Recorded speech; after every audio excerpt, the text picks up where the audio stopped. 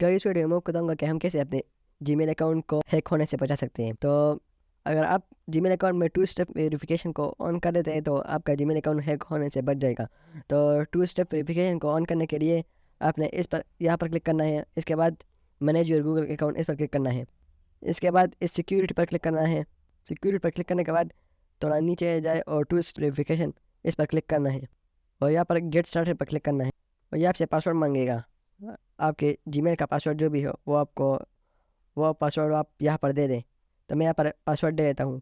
मैंने पासवर्ड दे दिया। अब नेक्स्ट पर क्लिक करता हूँ। नेक्स्ट पर क्लिक करने के बाद यहाँ पर अपना फ़ोन नंबर दे देना है जिस फ़ोन नंबर से आप इसको वेरीफाई करना चाहते हैं और टेक्स्ट मैसेज पर क्लिक करना है। तो आपके पास फ़ोन नंबर पर एक मैसेज आ जाएगा। तो ये देखो मेरे पास मैसेज आ गया। इसके बाद नेक्स्ट पर क्लिक करें और टर्न टू स्टेप वेरिफिकेशन को टर्न ऑन पर क्लिक करें।